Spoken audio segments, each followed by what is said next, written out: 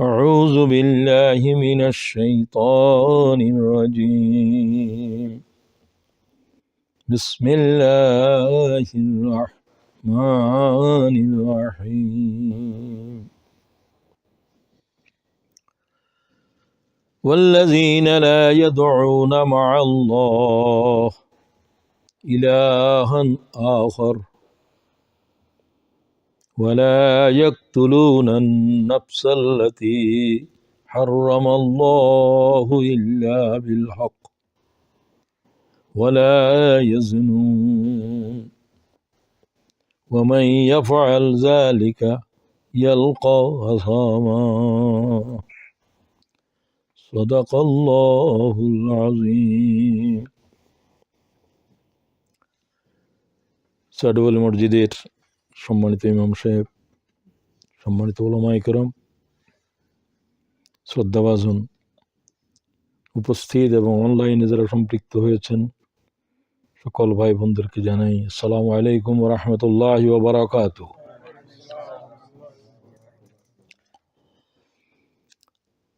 আমরা ধারাবাহিকভাবে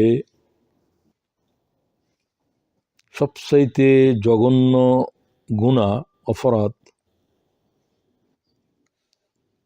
যে অপরাধকে আল্লাহ তাআলা ক্ষমা করবে না, একটা অপরাধের ব্যাপারে এই কোরআন শরীফে এই শব্দ আছে, আমি শিরিককে মাফ করব না। কি জাতের অপরাধ যেটাকে আল্লাহ তাআলা ক্ষমা করবেন না বলছেন, সেটা আলোচনা হয়েছে। শিরকের ভয়াবহতার উপরে, শিরক কত প্রকার এবং গুপ্ত শিরক কিরকম, 5 প্রকারের শিরকের উপরে একেবারে আল্লাহর কোরআন, মুহাম্মদুর রাসূলুল্লাহর হাদিসের দলিলের ভিত্তিতে কথা বলা হয়েছে।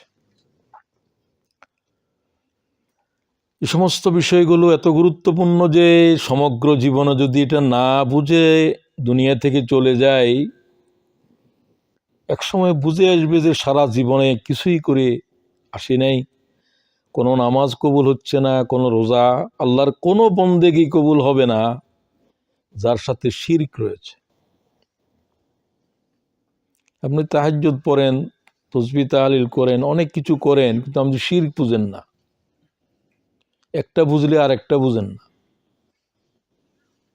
সমগ্র জীবনের আমল বরবাদ হয়ে যাওয়ার জন্য একটা শিরকই যথেষ্ট। এই জাতের একটা ভয়াল বিষয় সম্পর্কে উম্মত কিভাবে ঘুমে থাকতে পারে, অচেতন থাকতে পারে, বা মনে করতে পারে আমি যা বুঝেছি আর কি বুঝ। শয়তানের অনেক সবক আছে, তার ভিতরে এটা একটা। এগুলো তো আমি জানি, আমার আর জানার কিছু নেই। আমরা তো ঈমান বুঝি।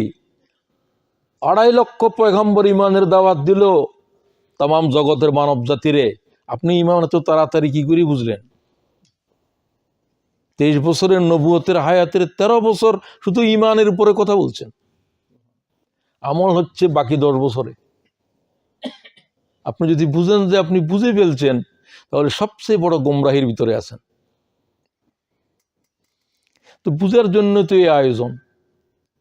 এখন কোন এই বয়সে মাদ্রাসায় গিয়ে একেবারে সবকিছু কোরআন হাদিসের দলিলে পড়ার তো অনেকের বয়সও নাই, সুযোগও নাই। সে সময় সে সুযোগ তো হারিয়ে ফেলেছি। ওটা কোনো শর্ত নয়, কোনো মাদ্রাসায় বসে পড়তে হবে। আপনাকে জানতে হবে, যে কোনো উপায় আপনি জানেন। তো এই নিয়তেই বসবেন, এই নিয়তে আসবেন। ঈমানের পরে যত ইবাদত রয়েছে, গুরুত্বপূর্ণ ইবাদত হলো এলমের ইবাদত। এটা না হলে ঈমান বুঝে আসবে না, কোনো ইবাদতই করা সম্ভব নয়। কারণ প্রত্যেক ইবাদতের সাথে 4টা জিনিস জড়িত।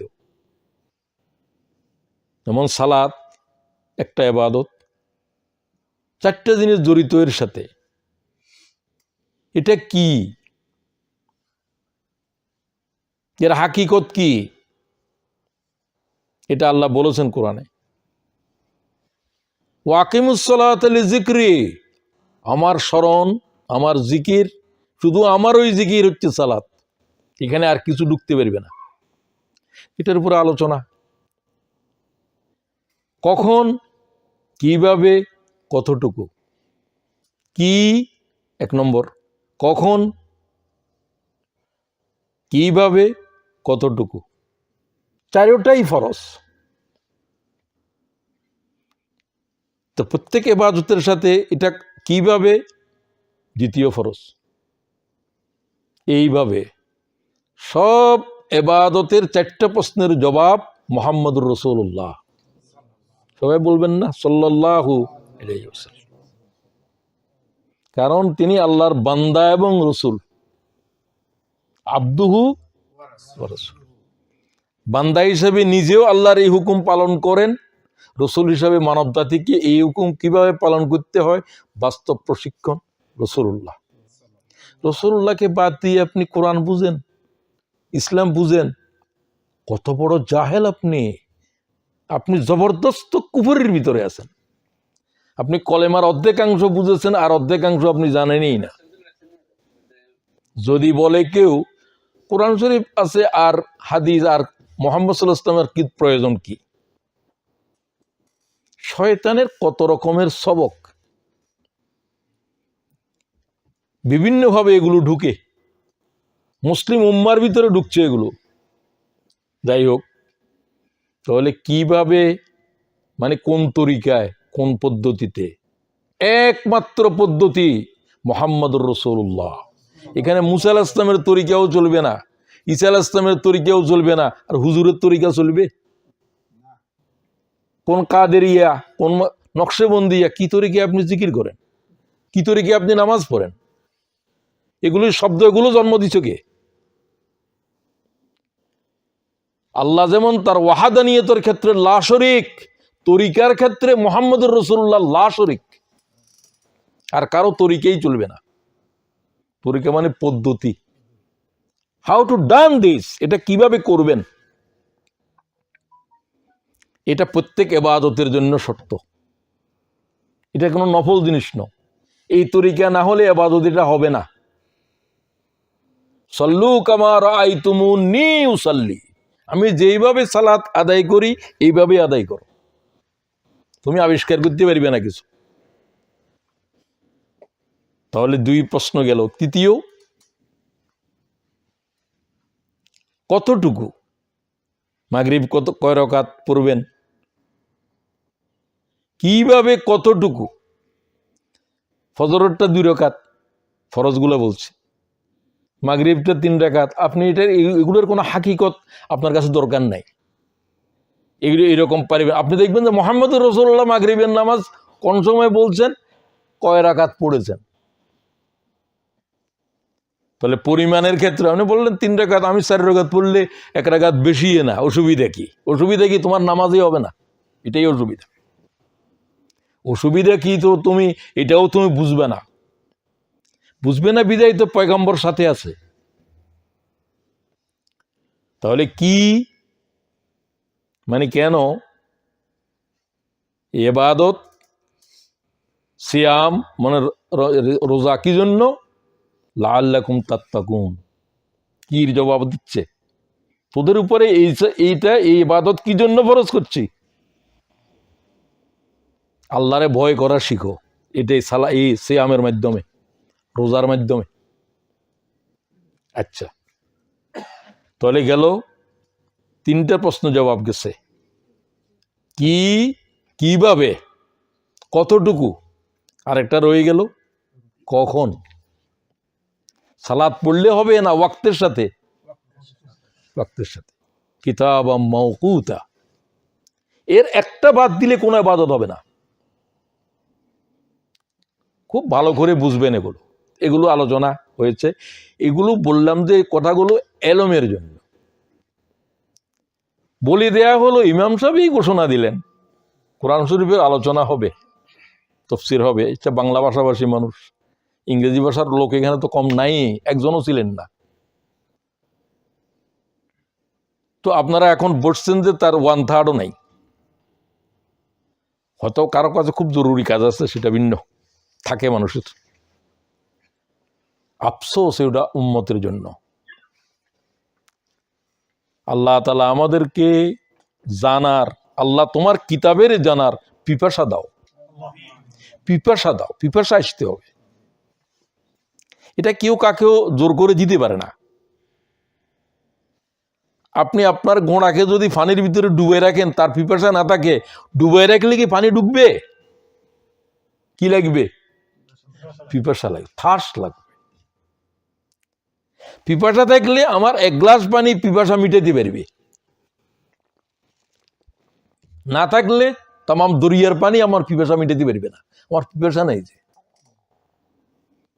আল্লাহ তাআলার কাছে, ও আল্লাহ তোমার এলেম, তোমার কোরআনের জানবার পিপাসা দাও। বুঝতে পারছেন? তো পিপাসা আসে বিদায় আরেকজন এই নামাজ এখানে পড়েন নাই, ঘরে পড়েছেন দূরে, উনি আসি পৌঁছতেছেন, উনার জানার পিপাসা এনেছে তার এখানে।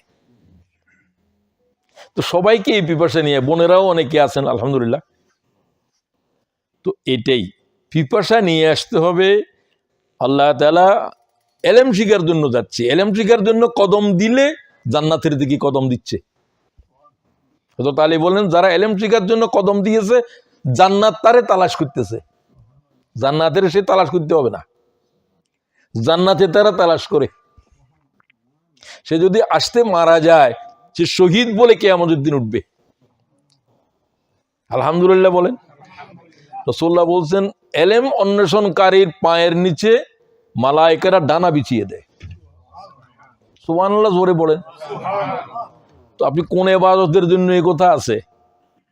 নামাজের দিকে আসতে ফেরেশতারা ডানা বিছাই দিয়ে, এই কথা নাই, হাদিসে নাই।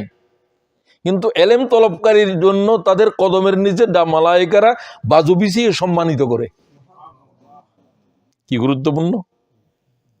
নামাজ পড়তে আসছে, পথে মারা গেলে শহীদ হবে এরকম কোনো দলিল আমার জানা নাই। আসছে ভালো কাজে আসতেছেন, কোনো আমি খারাপ নয়, ভালোই। কিন্তু এলেম তলব করা কি জাতির গুরুত্বপূর্ণ জিনিস, যেটা না থাকলে কোনো ইবাদতই কবুল হচ্ছে না, কোনো ইবাদতের পদ্ধতি জানতেছে না। নামাজের ফরজ আছে মনে করেন ভিতরে বাহিরে 13টা, আপনি একটা বাদ দিলেও তো নামাজ হচ্ছে না। 12টা ঠিক আছে, শুধু একটা ঠিক নাই, রুকু করেন নাই, অথবা সিজদা করেন নাই, অথবা পাক ছিলেন না, অথবা কেবলা ঠিক ছিল না। একটা ফরজ বাদ দিলে গোটা সালাত হবে না। সুবহানাল্লাহ। আপনাকে জানতে হবে না? এত বড় কিতাব নাযিল করলো শুধু জানার জন্য আর মানার জন্য। রাসূলুল্লাহ কিভাবে মানবে? মুহাম্মদুর রাসূলুল্লাহ যেইভাবে সেইভাবে, কোনো কথা নাই এখানে। তো এত কথা বলতাম, সময় চলে যাচ্ছে। দুইটা বিষয় আলোচনা করার ছিলাম, একটা বিষয় নিয়ে মনে হয় শেষ করতে হবে। সেটা হলো যে এই শিরকের অপরাধ, গুনাহ, এর থেকে আমরা, গুনাহ সবারই হয়েছে। যারা মনে করেন যে শিরিক গুনাহ হয় নাই, আপনি শিরিক বুঝেন নাই।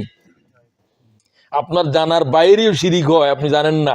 আপনি তো শিরিক কিছু আছে যে গুপ্ত, এগুলো কোনো কেউ দেখেও না, সেগুলো আলোচনা করেছি। ওই শিরিকের নাম কি? রিয়া। ওই শিরিকের নাম কি? রিয়া। রিয়া হচ্ছে শিরক, গুপ্ত শিরক, দেখা যায় না। রিয়াকারীদেরকে নিয়ে কিয়ামতের বিচার শুরু হবে। বলছিলাম 4 জন, বুখারী মুসলিম দুজনে হাদিস নিয়েছেন, যে হাদিস বর্ণনা করতে গিয়ে আবু হুরায়রা জ্ঞান হারিয়ে ফেলেছে, 3 বার বেহুশ হয়েছে, তারপরে ক্বালা রাসূলুল্লাহ বলছে। কিরকম গুরুত্বপূর্ণ! মান সাল্লা ইউরাই ফাকাদ আশরাকা, যে ব্যক্তিকে মানুষের দেখানোর জন্য নামাজ পড়লো, সে শিরিক করলো। কাকে দেখানোর জন্য পড়তে হবে? তো আল্লাহ ছাড়া আর কাকেও যখন ঢুকলো, শিরিক তো ঢুকলো। রাসূলুল্লাহ বললেন সে শিরিক করেছে, নামাজ পড়ে নাই।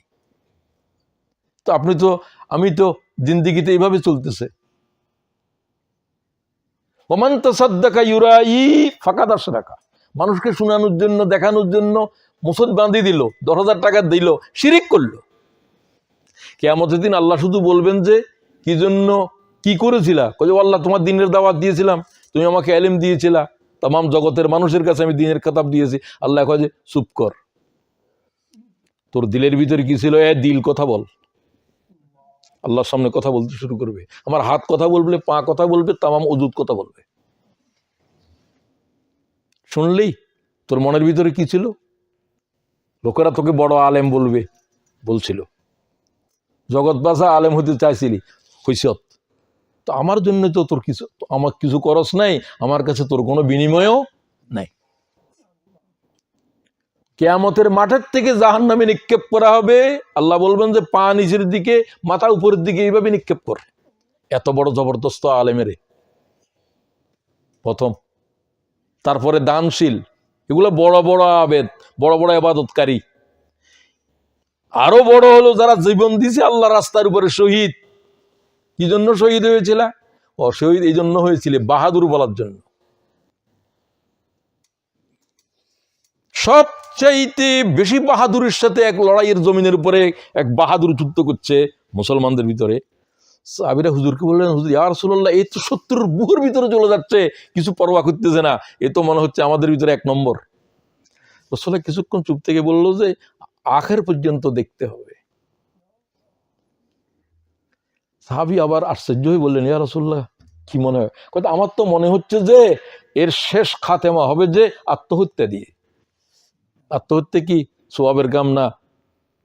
সে নিজের হত্যা করলে যেরকম গুনাহ, এরকম আরেকজনের হত্যা করলেও একটু কম গুনাহ।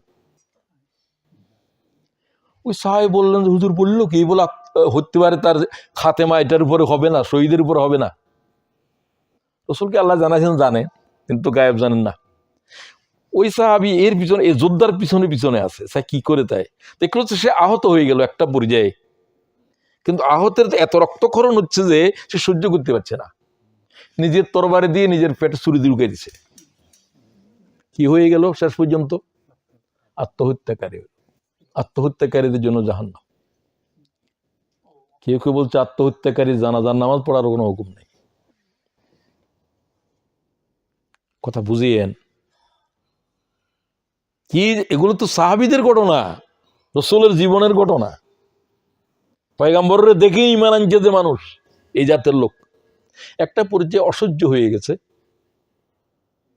আল্লাহ বলছেন আমার বান্দা ধৈর্য ধারণ করতে পারলো না। মানুষ বিষ খায় কখন? অসহ্য হয়ে গেলে। তো খাতেমা বিল খায়ের, শেষ পর্যন্ত হকের উপরে থাকা, এটা খুব সহজ কথা নয়। এটা আল্লাহর কাছে চাইতে হয়, আল্লাহ আমাকে ইমানের সাথে দুনিয়ার থেকে বিদায় করিও। প্রতিদিন চাইবেন, রব্বানা লা তুযিগ কুলুবানা বাদা ইয হাদাইতানা, ও আল্লাহ হেদায়েতের পথ দেখানোর পরে আর গোমরাহ করিও না। কে গোমরাহ হবে, কিভাবে হবে আপনি জানতে পারবেন না, কারণ শয়তান পিছনে লেগেই আছে। আজকের আলোচনার বিষয় হলো শিরিক হয়ে গেছে, গুনাহ হয়ে গেছে, সবচেয়ে বড়টা হয়েছে, ছোটটা হয়েছে। যত অপরাধ আছে সমস্ত অপরাধের ভিতরে কবিরা গুনাহ তওবা ছাড়া মাফ হবে না। সগীরা গুনাহ নেক আমলের কারণেও মাফ হয়ে যায়, আরেকটা ইবাদতে এটার গুনাহগুলো ছড়াই দিবে। একটা নামাজ পড়ে আরেকটা নামাজের জন্য অপেক্ষা করতেছে, এই অপেক্ষাকারীর এই সময়ের ভিতরে যত গুনাহ করছে এগুলো মাফ হয়ে গেছে। সগীরা গুনাহ, ছোট গুনাহ। কোন কবিরা গুনাহ তওবা ছাড়া ক্ষমা হবে না, বিশুদ্ধভাবে বর্ণিত। এই জন্য তওবার উপরে, ওই তওবার উপর তো কোরআন শরীফে সূরাই আছে, আছে কিনা? তওবা এবং ইস্তেগফার। ইস্তেগফার হলো যে আল্লাহ আমাকে মাফ করে দেন, আমি ক্ষমা চাই। তওবা, ও আল্লাহ আমি ফিরে আসলাম, আমি ভুলে চলে গিয়েছিলাম। কাছাকাছি জিনিস, কাছাকাছি জিনিস। ইবনুল কাইয়্যিম বলছে দোনোটাই নিকটের। তওবা ছাড়া, তওবা ইস্তেগফার না পড়লেও তওবা হতে পারে, তবে তওবার ভিতরে ইস্তেগফার আছে। আবার ইস্তেগফার তওবা আলাদা আলাদা ভাবেও বুঝতে পারেন। আস্তাগফিরুল্লাহ ওয়া আতুবু ইলাইহি, আল্লাহ আমি ক্ষমা চাই এবং আমি ফিরে আসলাম, তোমার কাছ থেকে চলে গিয়েছিলাম, ফিরে এলাম। রাসূলুল্লাহ সাল্লাল্লাহু আলাইহি ওয়াসাল্লাম অন্তত কমপক্ষে দৈনিক 100 বার পড়তেন আস্তাগফিরুল্লাহ ওয়া আতুবু ইলাইহি, আস্তাগফিরুল্লাহ ওয়া আতুবু ইলাইহি। রাসূলুল্লাহ কিভাবে ইস্তেগফার করতেন কত বেশি, এটা আজকের শেষ আলোচনা। এর আগের আলোচনা হলো তওবা এবং ইখলাসটা, তওবাটা কিভাবে, ইস্তেগফার কিভাবে, আমরা কিভাবে করব। রাসূলুল্লাহ সাল্লাল্লাহু আলাইহি ওয়াসাল্লামের দৈনন্দিন জীবনে কিভাবে কতবার ইস্তেগফার করছেন সেটা ভিন্ন আলোচনা। আজকে তওবা ইস্তেগফারের উপরে এখন আলোচনা শুরু হচ্ছে। প্রথম যে আয়াত দিয়ে কথা বলছি, আমরা তো ইস্তেগফার তওবা করতেছি গুনাহ থেকে, গুনাহ মাফ করে দেন, গুনার পথ থেকে ফিরে এলাম, তো দুটোটার সাথে গুনাহ জড়িত। আল্লামা যাহাবী 700 গুনাহে কবিরা শুমার করেছে, তার 70টার উপরে কিতাব লিখছে। রাসূলুল্লাহ সাল্লাল্লাহু আলাইহি ওয়াসাল্লাম 4টাকে সবচেয়ে বড় বলছেন, কোথাও 2টাকে, আর একটা যখন বলছেন সমস্ত গুনাহে কবিরা যেটা দিয়ে শুরু হয়েছে সেটা কি? শিরক। সেটা কি? শিরক। এটা আলোচনা হয়েছে। এই আয়াতের ভিতরে আল্লাহ বললেন এই 3টা গুনাহ কোনো মুমিন ইবাদুর রহমান করতে পারে না, আমার বান্দা করতে পারে না, করবে না নয়, আমার বান্দার পক্ষে এই 3 গুনাহ করা অসম্ভব। কিন্তু আমাদের পক্ষে তো সম্ভব হচ্ছে। তার মানে আমরা আল্লাহর প্রিয় বান্দাদের ভিতরে একজন হই নাই। হয়ে যেতে পারে ভুলে, হয়ে যেতে পারে না জেনে, দুটাই হতে পারে। হতে পারে জেনে, গুনাহ জেনে হতে পারে, না জেনে হতে পারে, দিনে হতে পারে, রাতে হতে পারে, যে কোনো অবস্থা হতে পারে। রাসূলুল্লাহ সাল্লাল্লাহু আলাইহি ওয়াসাল্লাম এমন কোনো সালাত নাই যে সালাতের সিজদায় কথা পড়েন নাই আল্লাহুম্মা গফিরলি জামবি কুল্লাহু, বলেন ফিরিলি জামবি কুল্লাহু। আবার ব্যাখ্যাও দিয়েছেন, বা আপনি এতটুকু বললেও হয়, দিক্কাহু আজিল্লাহু আউয়ালাহু আখিরাহু। আল্লাহ আমার ছোট গুনাহ, বড় গুনাহ, আগের গুনাহ, পিছের গুনাহ, সিররাহু আলানিয়া, গোপন গুনাহ, প্রকাশ্য গুনাহ। খুব খেয়াল করেন, রাসূলুল্লাহর এইরকম একটা গুনাহও নাই। গুনাহ রাসূলুল্লাহ একমাত্র পয়গম্বর, 2.5 লাখ পয়গম্বরের 2 লাখ পয়গম্বরের ভিতরে যার গুনাহ লেখা নিষেধ ছিল। কি কি জাতের পয়গম্বর, আল্লাহর কত মাহবুব। আল্লাহ বলতে মুহাম্মদের কোনো গুনাহ লেখা যাবে না, এটা আল্লাহ ওই করে দিয়েছে কোরআনে। লিয়াগফিরা লাকাল্লাহু মা তাকাদ্দামা মিন যামবিকা ওয়া মা তাআক্কার। আল্লাহু আকবার কও। ও মুহাম্মদ সাল্লাল্লাহু আলাইহি ওয়াসাল্লাম, তোমার আগের পিছনের যেগুলা গুনাহ হয় নাই, হয়েছে, তোমার কোনো গুনাহই নাই, সব ডিলিট করে দিয়েছি আমি, তোমার আর গুনাহ লেখাই হবে না। সাহাবীরা বলেন, হুজুর আপনার গুনাহই নাই, গুনাহ মাফ করে দিয়েছে, তারপরেও দাঁড়াতে দাঁড়াতে পা মোবারক ফুলে গেছে। আফালা আকুনু আবদান শাকুরা, আমি কি আল্লাহ যে আমারে মাফ করলো, আমি কি আল্লাহর শুকরগুজার গোলাম হব না? বেপরোয়া হন নাই, আরো বেশি বিনয়ী হয়ে গেছেন, আরো বেশি ইস্তেগফার করতেছেন। প্রতি নামাজের প্রতি সিজদার ভিতরে বলতেছে, নামাজের 7 জায়গার ভিতরে রাসূলুল্লাহ বলতেন আল্লাহুম্মা গফিরলি, আল্লাহ মুহাম্মদের মাফ করে দে। মুহাম্মদের মাফ করে দেয়া হয়েছে তারপরেও, কারণ এটা আল্লাহর কাছে এটা বলাটা একটা ইবাদত। খুব ভালো করে বুঝবেন কথা।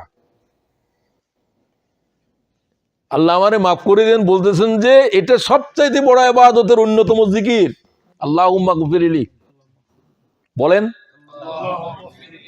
এটা নামাজের 7 জায়গার ভিতরে রাসূলুল্লাহ বলতেন। সুবহানাকা আল্লাহুম্মা ওয়া বিহামদিকা আশহাদু আল্লা ইলাহা ইল্লা আনতা, এটার আগে অথবা পরে, কিয়ামের ভিতর এটাকে বিভিন্ন ভাবে বলতেন। আল্লাহুম্মা বা'id বাইনি ওয়া বাইনা খাতায়ায়া কামা বা'adতা বাইনাল মাশরিকি ওয়াল মাগরিব। আল্লাহ আমার গুনাহকে মাশরিক থেকে মাগরিবে নিয়ে যা। সুবহানাল্লাহ ওয়া বিহামদি। এই একটা জায়গা। সুবহান রাব্বিয়াল আযীম, সুবহান রাব্বিয়াল আযীম, সুবহান রাব্বিয়াল আযীম, আল্লাহুম্মা গফিরলি, আল্লাহ আমার মাফ করে দাও। সামি আল্লাহু লিমান হামিদা, আবার আল্লাহুম্মা গফিরলি। তাসবির পরে পরে সিজদায় তাসবিহ, আবার আল্লাহু আকবার, দুই সুজুদের মাঝখানে আরো বেশি লম্বা বলতেন আল্লাহু আকফিরলি আছেই, আল্লাহু আকফিরলি ওয়ারহামনি ওয়াহিদিনি ওয়ারজুকনি ওয়াআফিনি, আবার সিজদা, আবার তাশাহুদের পরে 7 জায়গায় বলেছি আমি। জীবনে একবারও পড়লেন না, আপনি কিসের নামাজ পড়েন? তা জানা আছে? ইবনুল কাইয়্যিমের কিতাব পড়ে, শেখুল আরব আজম বলে তাকে, রাসূলুল্লাহর সালাতের উপরে লিখেছেন। তো এই জন্য ওই যে বলছি, আমি তো জানছি, আপনি তো বলছেন আমি তো নামাজ জানি, তুমি নামাজ তো জানো, জানো না যে সেটা জানো নি, সেটাই তো জানো না। তো আসেন, যে 3টা গুনাহ করতে পারে না তার ভিতরে প্রথম শিরক, লা ইয়াদউ মা আল্লাহ ইলাহান আখার, আমি আল্লাহর সাথে কোন আর কাকেও ডাকতে পারে না।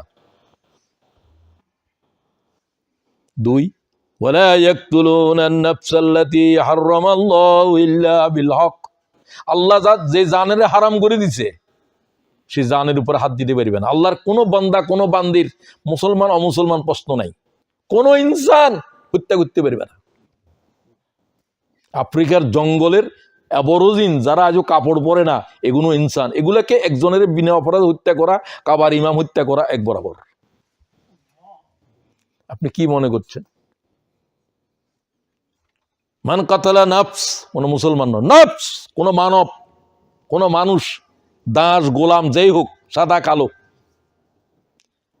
সে যদি কাকে হত্যা না করে তাকে হত্যা করা সমগ্র পৃথিবীর মানব খুন করার মতো অপরাধ। সুবহানাল্লাহ। সমগ্র পৃথিবীর মানব 800 কোটি, সবকে হত্যা করলে যে গুনাহ হবে, আল্লাহর কোনো নিরপরাধ কোনো মানবের, সাদা কালো আরবি আজমি যেই হোক, কাফের মুশরিক, কোনো আল্লাহর বান্দার গায়ের উপর হাত দিতে পারবে না। এগুলো তো আল্লাহর বান্দা, তুমি কে হত্যা করার? তুমি বানাইছো এদেরকে, এদের গুনাহ খাতা যাই হোক সেটা আল্লাহর সাথে হবে। খুব খেয়াল করবেন, সমগ্র দুনিয়াতে শুধু খুনই চলছে, ঠিক কিনা বলেন? রাসূল বলছে একজন মানব খুন করা সমগ্র পৃথিবী জ্বালিয়ে দেওয়ার চাইতেও ভয়ঙ্কর। সুবহানাল্লাহ। 2 নম্বরের গুনাহ, হত্যা আরেকজনে করলো, আপনি বললেন যে ঠিক করছো, আপনি হত্যাকারী, অথবা তাকে হত্যার কাজে সহযোগিতা করছেন, সমর্থন করেছেন। আদালতে বিচার করে যাবজ্জীবন কারাদণ্ড, আর আমরা সমাবেশের থেকে দাঁড়াই মিছিলে করে যে হত্যা করো, সব হত্যাকারী হিসাবে কিয়ামতের দিন আল্লাহর সামনে উঠতে হবে। সহজ কোনো বিষয় হবে না, যে বিচার করতে 50,000 বছর লাগবে, আল্লাহর লাগবে দুনিয়ার হায়াতের 50,000 বছর, এক দাঁড়ানোর উপরে কিয়ামতের মাঠে সব দাঁড়া থাকতে হবে। সুবহানাল্লাহ ওয়া বিহামদিহি, সমগ্র মানবের শেষ বিচার করা পর্যন্ত। আল্লাহু আকবার। আল্লাহ একজন একজন করে ধরবে, কোন গোষ্ঠীর বিচার হবে না। আব্দুল্লাহ ইবনে অমুক, আব্দুল্লাহ হাজির হও, জিন্দিগির আল্লাহ প্রশ্ন করবেন, জবাব দাও। সমগ্র মানবের বিচার এভাবে হবে। আর কিছু আছে বিনা বিচারে জাহান্নামে যাবে, ঈমান আনে নাই, এদের কোনো হিসাব নেই। হিসাব আসলে বেশি লোকের হবে না, ঈমান আনো নাই তো পরীক্ষাই দেয় নাই, এর নম্বর কি? এখানে তো বিচার হবে কে কত পাইবা, জান্নাতি না জাহান্নামী, কত নম্বর পাইছো, 51 পর্যন্ত পাইছো কিনা। তাহলে 8 কোটি মানুষের ভিতরে তো 2 কোটি বাদ দিলে 6 কোটির কোনো হিসাব নাই, বিনা হিসাবে জাহান্নাম। তো এদের হিসাবই হচ্ছে না, হিসাব লাগতেছে না। কথা বুঝলেন তো? বাকিগুলোর ভিতরে কিছু আছে যে এদেরকে আল্লাহ তাআলা হিসাবের সহজ করে দিয়েছেন। হুজুর বলছেন যে এদের হিসাব মানে তুমি শুধু ডাকবেন, যাও যাও যাও যাও যাও। হুজুর বলতেন আর উম্মতের 70,000 মানুষ এইভাবে জান্নাতে চলে যাবে।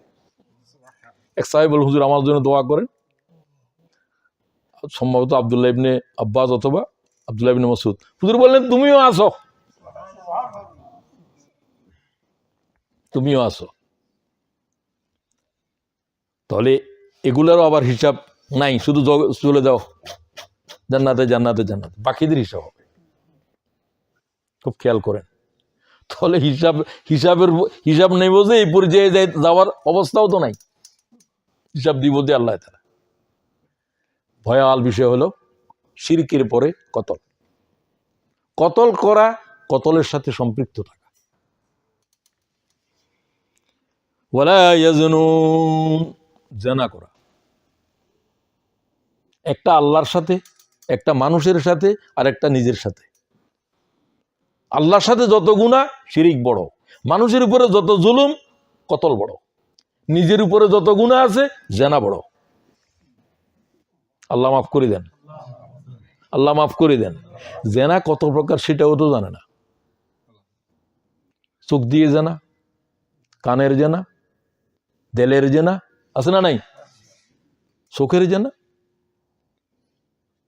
আমার কথা নয়, মুহাম্মাদুর আলাইনানে তাজনিয়ানে জিনা উমান নজরু। নাফরমান প্রত্যেক দৃষ্টির ভিতরে এক একটা জিনা করতেছে। তুমি নেকও করতে পারো, প্রত্যেক দৃষ্টির ভিতরে এক একটা জিহাদ করতেছে, হতেও পারে। আল্লাহ তৌফিক দাও। প্রত্যেক দৃষ্টির সংগত করার জন্য চেষ্টা করেন, প্রত্যেকটা দৃষ্টির ভিতরে এক একটা জিহাদ আছে। আল্লাহু আকবার।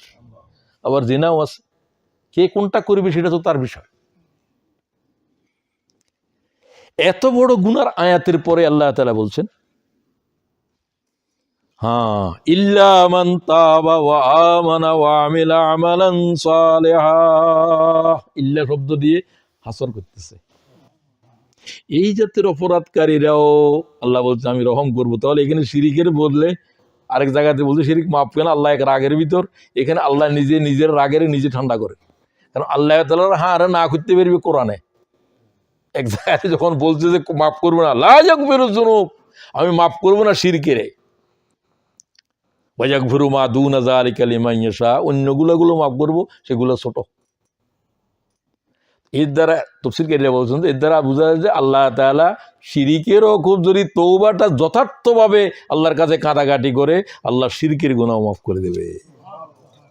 এই আয়াতে দলিল এটা হাদিসে দিলে হবে না, আল্লাহ না রে হাঁ করতে পারবে না হাদিসে। রাসূলুল্লাহ বলছেন আমি আল্লাহর কোনো বিধানের পরিবর্তন করার ক্ষমতা রাখি না, কোনো নবী রাখে না। কালামি লা ইয়ানসিকু কালামুল্লাহ, আমি মুহাম্মদ আল্লাহর কোনো কালামের রদ করতে পারবো না। সুবহানাল্লাহ। আল্লাহ মাফ করতে পারবে না বলছে, আমি কি মাফ করতে পারবে বলতে পারবো নাকি? আল্লাহ পারবে। আল্লাহ যখন আরেক জায়গায় বলছেন, তো আল্লাহ তাআলার দয়াটা আল্লাহর শাস্তির উপরে বলবত্তর। হাদিস কুদসি, কথা কি বোঝা যায়? তো এখন তওবাটা আসতেছে, ইল্লা দিয়ে বলছেন যে তওবা যদি করো এবং আবার নেকামল করো, এই গুনার জন্য আরো কিছু নেকামল করলা, সৎকা করে দিলা কিছু, এটা আল্লাহ শিখাচ্ছেন। আল্লাহ ছাড়া কে শিখাবে? আল্লাহর রাগ কিভাবে ঠান্ডা হবে আল্লাহ বলে দিবে, আল্লাহ বলে দিবে। আল্লাহ ছাড়া তো শিখানোর কেউ নাই। তো আদম আলাইহিস সালাম ভুল করে আল্লাহ কয় এই গাছের কাছে যাইও না, ওয়ালা তাকরাবু হাযিহিশ শাজার ফাতাকুনা মিনাজ জালিমিন। গেলে কি হবে? জালেম হয়ে যাবি। সব তো আল্লাহর বান্দা, আদমও আল্লাহর বান্দা, মুহাম্মদও আল্লাহর বান্দা, জালেম হয়ে যাবি। সে গাছের ফল খেল, দনোজনে খেল, দনোজনেরে বলছে। লজ্জিত হয়ে গেল, জান্নাতের বস্ত্র খুলে গেল, মাও উলঙ্গ হয়ে গেল, আমাদের বাপও উলঙ্গ হয়ে গেল। কোন জান্নাতের যিনি নাফরমানের সাথে থাকবে না, এই নাফরমানি মাফ করলে আসতে পারবে। কাঁদা শুরু করলো, কি করবি এখন? আল্লাহরে ডাকতেও শরম করে। ওই শয়তান এটার গাছের শয়তান মানুষের সুরতে কান্নাকাটি করে বয়স্ক লোক, আদম আলাইহিস সালাম বুঝতেই পারে নাই, শয়তানের তো এই অবস্থা দেখে নাই। শয়তানের দেখছে যে শয়তান যে কোন রূপ ধারণ করে দিন, তখন শয়তানের জান্নাতে ছিল, যাওয়ার অনুমতি ছিল। বলতে কাঞ্জি তোমার জন্য এই জান্নাতে থাকতে পারবে না। কই কেন? কই যে এই গাছটা একটা দেখতেছো যে, কই হ্যাঁ, এই গাছের ফল যদি খাও তাহলে তুমি কোনোদিন বাইর হবে না, অনন্তকাল বেঁচে থাকবে। গাছেটার নাম হলো শাজারাতুল খুলুদ, অনন্ত বৃক্ষ। এটা শয়তানের নাম দিছে। আল্লাহ কই এই গাছের কাছে যাইও না, যে গাছে হোক, আল্লাহ না করছে এই গাছের নাম বলারও দরকার নাই। শয়তান এটার নাম দিল শাজারাতুল খুলুদ। শয়তান কিন্তু নাফরমানের নাম দেয়, এটা বড় ইবাদত, এটা বড়, এখানে মাজারে বড় বুজুর্গ আছে, এগুলো শয়তানে বানাইছে। এটার পাশে দিয়ে গেলে যদি সালাম না করো, গাড়ির থেকে না নামা উল্টে দিব। কথা বুঝতে পারছেন? এগুলো সব সে বানায়। সে যে কিভাবে গোমরা করতেছে বনি আদমের, সে আল্লাহরে কসম করি বলতেছে, আল্লাহ আমি এই আদমের জন্য আমি লানতগ্রস্ত হলাম, আদমের বংশরে আমি শেষ পর্যন্ত জান্নাতের পথে যেতে দেব না, তুমি আমার শক্তি দাও। আল্লাহ কই দিলাম তোরে, তবে আমার মুখলেস গোন্দাদেরকে কিছু করতে পারবি না। আল্লাহ আমাদেরকে মুখলেস হওয়ার তৌফিক দাও। তো কিছু নেক আমল করতে হবে তওবার সাথে। ওয়ামালান সালিহা ফাউলাইকা ইউবাদদিলুল্লাহু সাইয়্যাতিহিম হাসানাত। যদি করো, তওবা করো, সেইভাবে কিছু সদকাও করো, আবার ঈমান আনো নতুন করে, আল্লাহ ভুল হয়ে গেছিল। তাহলে ভুল করছিলা যে, জেনা করছিলা যে, খুন করছিলা যে, আল্লাহ কয় সেই গুনারে আমি নেকি দিয়ে বদলাই দিব। সুবহানাল্লাহ। আর জোরে কোন। এই আয়াত সারা কোরআনের এক জায়গাতে আমি পেয়েছি, গুনারে নেকি দিয়ে বদলা দিব, জেনা এটার সওয়াব বানাই দিব। কি আজীব কথা এটা। এই কথার পরে বললেন ইন্নাল্লাহ ওয়া কানাল্লাহু গফুরার রহিমা। আল্লাহ গফুর হয়ে মাফ করিবে, রহিম হয়ে এটারে নেকি বানাই দিব। তওবা কি গুরুত্বপূর্ণ জিনিস। আমার বহুদিন এটা বুঝে আসতো না, আল্লাহ এটা কি বললো, এই জাতের অপরাধের আল্লাহ নেকি বানাই দিন। হ্যাঁ, তওবাটা প্রতিদিন লাগবে।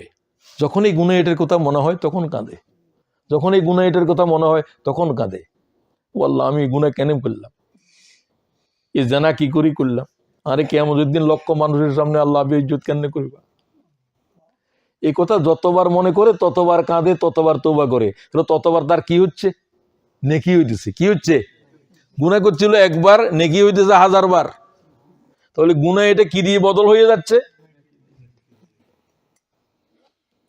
কথা কি বোঝা যায়? বোঝা যায়।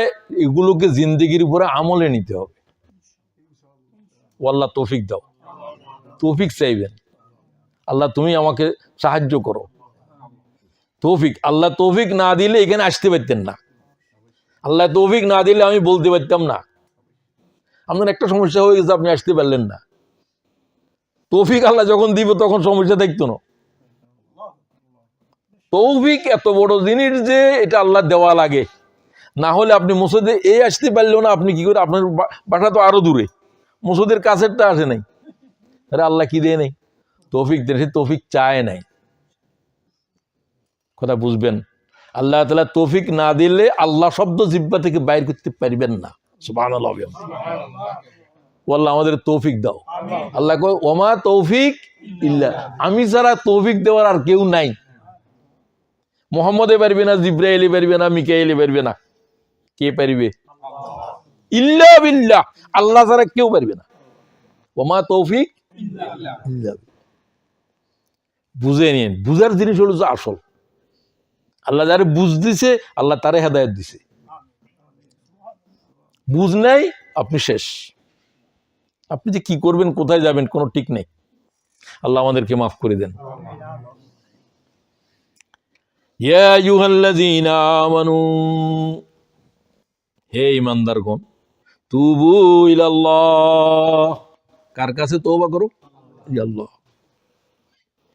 কেন করো? কিরকম তওবা করো? তাওবাতান নসুহা, সিনসিয়ার তওবা করো, ইখলাসের সাথে তওবা করো। কিরকম সেটা? যে তওবাকারী তওবা করার পরে আর এই গুনাহ এইভাবে করে না, গাভীর দুগ্ধকে তার বাট থেকে বাইর করলে দুধিটা যেরকম ঢুকানো যায় না, এই লোকের দ্বারা এই গুনাহ করা এইভাবে আর সম্ভব নয়। এরকম যার হয়ে গেছে গুনাহ, এটা রিপিটিশন নাই, বুঝা গেল তার তওবাটা কি, তাওবাতুন নসুহা। খালে নসুহা মানে এখানে কোনো মেয়ে লোকের পুরুষের নাম নয়, এটা পাগল ছাগলের কথা এগুলো। নসুহা মানে সিনসিয়ার তওবা, ইখলাসের সাথে তওবা করা। আল্লাহ সেটা তাফসীরও দিয়েছেন, ওয়াল্লাযীনা ইযা ফাআলু ফাহিশাতান আও যালামু আনফুসাহুম যাকারুল্লাহ ফাস্তাগফিরু লিযুনুবিহিম, সূরা ইমরান 135 আয়াত। তোমাদের ভিতরে যারা কোনো ফায়সা কাজ করেছে, জেনা করেছে, ফায়সার ভিতরে একটা আর আছে বহুত, আও যালামু আনফুসাহুম, অথবা নিজের উপরে নিজে জুলুম করছে। সব গুনাহ হলো নিজের উপরে নিজে কি করা। আদম আলাইহিস সালাম কি বললেন? রব্বানা, আল্লাহ শিখাই দিছে, আমি আদমের তওবা শিখাই দিলাম। তো আল্লাহ না শিখাইলে আদম কিভাবে শিখবো? আল্লাহ তো বাসাই তো চায়, শয়তানের দিল না, শয়তান চায় নাই, শয়তান অহংকারী করছে, আল্লাহর সাথে চ্যালেঞ্জ করছে। আল্লাহ এটা খুব কষ্ট, মানে তার অবস্থা দেখে এত বড় বেশি বন্দেগী করছে আল্লাহর জাতেরে, মালায়েকাদের মুআল্লিম হয়ে গেছে সে, জিনের বাচ্চা, এত মর্যাদায় গেছে। তারে ফেরেশতারা নিয়ে গেছিল, ছোট ছিল, জিনেরা আমাদের আগে ছিল। এগুলো যখন খারাপ করতো এদের কোনো নবী ছিল না, এমনি এদেরকে কিছু কথা বলে দেওয়া হইতো, এদের ভিতরে একে অপরকে দিনের দাওয়াত দিত। নবুয়ত শুধু ইনসানের ভিতরে, কোনো মালায়েকার ভিতরে নবী নাই, কোনো কিছুর ভিতরে নবী নাই, শুধু ইনসানের ভিতরে আল্লাহ তাআলা লাখ পয়গম্বর জমিনে পাঠাইছে, সুবহানাল্লাহ। এবং তাও পুরুষদের ভিতরে, নারীদের ভিতরে কোনো নবী নাই, আছে বলে কোনো দলিল নেই। তাফসীরকারীরা বলেন যদি একজন নবী হইতো তাহলে মরিয়ম নবী হইতো।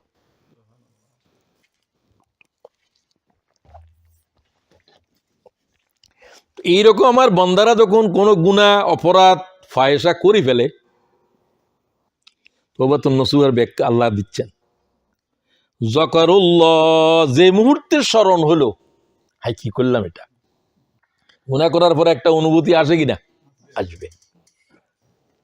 ফাস্তাগফিরু লিযুনুবিহিম, সাথে সাথে ইস্তেগফার, আস্তাগফিরুল্লাহ, আমি কি করলাম, পরবর্তীকার করি তো ফেলছে, এখন শব্দ কি বাইর করতে হবে?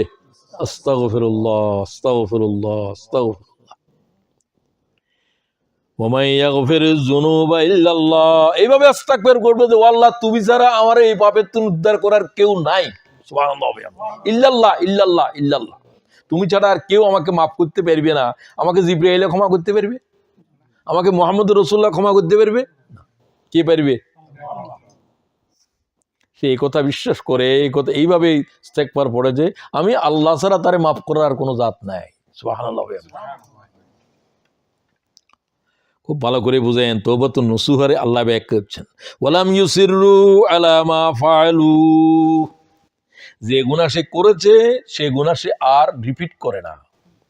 সিররুন মানে বাড়াবাড়ি করে না, কালকেও করছে আজকে আবার করে, কালকে শরাব খাইছিল, খাইছে ঠিক আছে আর খাইতাম না, আবার আজকে ঠিক আছে আজকে খাই আর খাইব না, আবার গাঁজাখোর, নেশাখোর, আবার খায়, সে এটাকে আবার রিপিট করলো, রিপিট করতেছে। আমি যে বন্দারা ক্লাসের সাথে তওবা করেছে তারা কৃত অপরাধ আরেকবার পুনঃ করে না। খুব খেয়াল করেন, তওবাতুন নসুহা বুঝেন।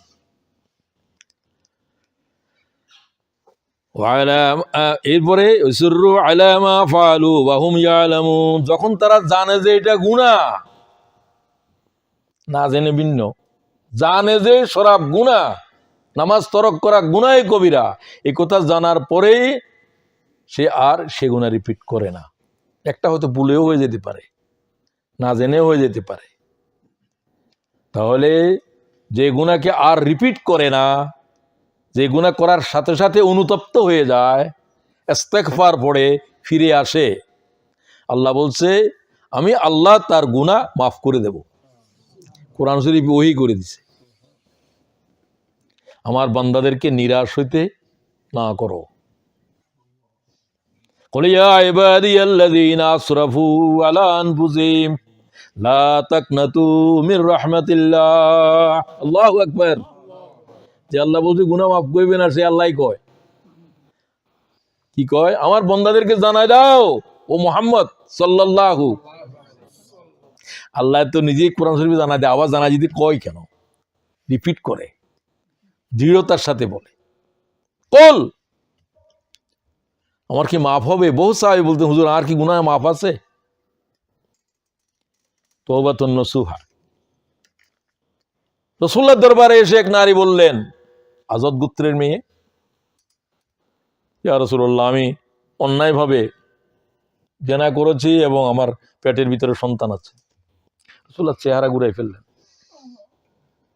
আবার সে সেদিকে যায়, এদিকে গেলে এদিকে যায়, চারিবার রাসূলুল্লাহ সাল্লাল্লাহু আলাইহি ওয়াসাল্লাম তাকে ইগনোর করলেন, সে চারিবারই একই কথা বলল সাহাবায়ে কেরামের সামনে। হুজুর বললেন, তোমরা কি নারীকে চিনো? আমরা চিনি তো, এটা তো আযদ গোত্রের, ওই গোত্রের মেয়ে। তো তোমার এরপরে চারবার, মানে জেনার জন্য কয় সাক্ষী লাগবে? জিনা তো কেউ কারো সামনে করে না, সে নিজের উপরে নিজে কয়বার সাক্ষী দিল? রাসূলুল্লাহ তারা জিজ্ঞাসা করলেন, তুমি কি সুস্থ? জি। তোমার মা বাবা আছে? আমার আব্বা আছে। তোমার আব্বারে ডাকো। হুজুর বললেন, তার উপরে কোনো দণ্ড দিবে না। রাসূলুল্লাহর কাছে বিচার চাচ্ছে, মানে সে আদালতে হাজির হয়ে গেছে, বিচার এখন রাসূল করতে হবে। সে না জানাইলে পারতো, মাফ হয়ে যেত, আল্লাহর কাছে মাফ চাইতো। কিন্তু আদালতে যখন তুমি অপরাধ স্বীকার করিবা, এখন দণ্ড জারি হয়ে যাবে। রাসূলুল্লাহ চাইছিলেন না, সে যদি প্রথমবারও চলে যেতে পারতো। কথা বুঝেন নাকি আমি কি বলি? বাপেরে বললেন, এর উপরে কোনো আঘাত করিবে না। এই আল্লাহর ভয় বেশি ভীত হয়ে গেছে গুনাহ করে। তো বুঝতে পারছেন, সাহাবীদের সামনে, রাসূলের সামনে এই কথা ব্যক্ত করছে এবং বললেন যে, ইয়া রাসূলুল্লাহ, আমি যা করেছি অন্যায়, আমাকে শাস্তি দেন, আমার উপরে পাথর মার। জানে যে শাস্তি কি, জানে জেনার শাস্তি কি? পাথর। তো আমার পাথর মার, নামা হত্যা করেন, আমি আল্লাহর আযাব থেকে বাঁচতে চাই, আল্লাহ যেন আমার নদরে, আর আমি দুনিয়ার থেকে এইভাবে শাস্তি নিয়ে। রাসূলুল্লাহ বললেন, চলে যাও। বাপেরে বললেন যে, সন্তান প্রসব হওয়া পর্যন্ত অপেক্ষা করো। তোমার পেটের সন্তান, তোমার উপরে এখন বিচার দণ্ড দিলে ছেলেটাও কি হয়ে যাবে, বাচ্চাটাও কি হবে? মারা যাবে। মারা দিলে বাচ্চা এটা বাঁচবে নাকি? তো এর অপরাধের জন্য তো এরে দণ্ড দিতে পারবে না, ছেলে তো কোনো অপরাধ করে নাই। বাচ্চা হয়েছে আর আবার আসছে 1 বছর পরে। রাসূলুল্লাহ জীবিত, সেও জীবিত। তো যে, ইয়া রাসূলুল্লাহ, আমি আমার বাচ্চা প্রসব করেছি। হুজুর কয়, তুমি চলে যাও বাচ্চা নিয়ে। 2 বছর পর্যন্ত বাচ্চার দুধ হক তোমার কাছে আছে, তোমার আগে দণ্ড দিলে তো তার হক থেকে তাকে মাহরুম করা হবে। যাও। হুজুর চাচ্ছেন চলে যাক। কয় বছর? কোরআনের আয়াত। আল্লাহ বলছে, তার মায়ের স্তনের ভিতরে 2 বছর সন্তানের হক রয়েছে। 2 বছর পরে সে আবার আসছে একই কথা নিয়ে। এখন তো আর রেহাই নেই।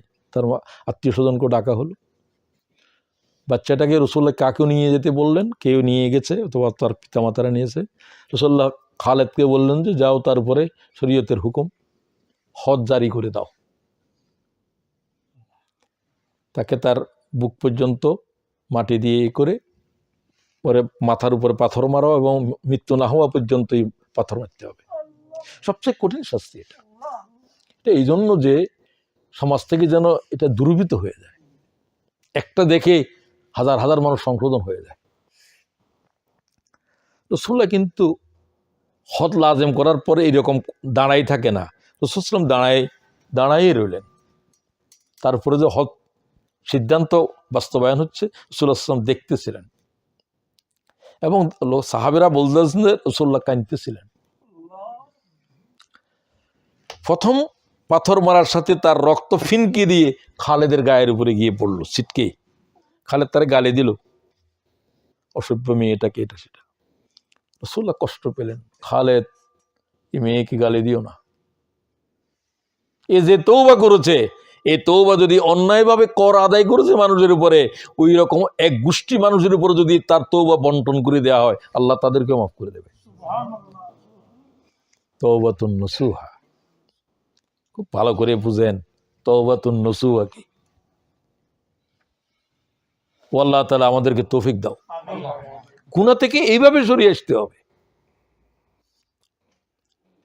তাহলে সেই গুনাহ আপনার জন্য নেকি হয়ে যাবে। রাসূলুল্লাহ সাল্লাল্লাহু আলাইহি ওয়াসাল্লাম তার মৃত্যুর পর বললেন তারে গোসল দাও। রাসূলুল্লাহ নিজে তার ইমামতি করলেন এবং হুজুর বললেন যে সে জান্নাতি। এই জানাকার মেয়েটাকে কিসে তারা জান্নাতি বানাইলো? তওবা, তওবাতুন নসুহা, বিশুদ্ধ হবে হাদিসে বর্ণিত। তো তওবার এক দৃষ্টান্ত আপনাদের সামনে পেশ করলাম, বেশি কথা না বলার জন্য। আদম আলাইহিস সালামের তওবা শুধু তওবা নয়, আল্লাহ শিখিয়ে দিয়েছেন ফাতালাক্কা আদামু মির রাব্বি কালিমাতিন ফাতাবা আলাইহি। তওবা করার জন্য আমি তার কালেমা শিখিয়ে দিলাম। কি শিখাবে? রব্বানা যালামনা, বলো রব্বানা যালামনা আনফুসানা ওয়া ইল্লাম তাগফির লানা ওয়া তারহামনা লানাকুনান্না মিনাল খাসিরিন। বললাম আমি আমার উপরে জুলুম করছি, তুমি যদি মাফ না করো আয় আল্লাহ তাআলা আমি তো ধ্বংস খাসিরিনদের অন্তর্ভুক্ত হয়ে যাব। আল্লাহ তাআলা মাফ করলেন। আল্লাহ শিখেছেন, এরকম শিখায়। কিয়ামতের জমিনের উপরে কোনো মানুষের হিসাব হচ্ছে না। 40 বছর তারও বেশি সময় পর্যন্ত কিয়ামতের মাঠে দাঁড়ায় থাকবে, আল্লাহ কোনো আওয়াজ দেবে না। আল্লাহু আকবার। মগজ টকবক করতে থাকবে, সমস্ত পয়গম্বররা অস্থির হয়ে যাবে। মানুষেরা আদম আলাইহিস সালামের কাছে যাবে, আপনি আমাদের আব্বাজান, আল্লাহর হিসাব শুরু করতে বলেন, হিসাবই শুরু করছে না। কি হবে আমাদের? কি হবে তো পরে। সমস্ত পয়গম্বর বললো যে আল্লাহর সামনে কেউ কথা বলতে পারবে না, আল্লাহর ভয়ে কিয়ামত কাঁপতেছে থরথর করে, শুধু আওয়াজ শোনা যায় লিমানিল মুলকুল ইয়াউম, বল আজকে রাজত্ব কার? কে বলবে? কারো আওয়াজ আছে? আল্লাহ থেকে জবাব আসে লিল্লাহিল ওয়াহিদিল কাহ্হার। সুবহানাল্লাহ, কাহ্হারের রাজত্ব চলছে আজ। সবাই রাসূলুল্লাহ সাল্লাল্লাহু আলাইহি ওয়াসাল্লামের কাছে আসবেন, সব পয়গম্বরেরা, আদম থেকে ঈসা পর্যন্ত। আনা লিওয়াইল হামদি ইয়াউমাল কিয়ামা তাহতাহু আদম ওয়া মান দুনাহু। রাসূল হাদিসে ফরমান, আমার কদমের উপরে 1 লক্ষ পয়গম্বর হাজির হবে। আল্লাহ আমাকে সেই মর্যাদা দিয়েছেন। আমি বলবো যে আমি আল্লাহর কাছে কথা বলবো, সুবহানাল্লাহ ওয়া বিহামদিহি। এবং আল্লাহ তাআলার রাগের ভিতরে রাসূলুল্লাহ কথা বলতে সাহস করতেছে না। হুজুর নিজে বলছেন হাদিসে, ইমাম তিরমিজি হাদিস নিয়েছেন, হুজুর বলছে আমি সিজদায় পড়ে কাঁদতে থাকবো।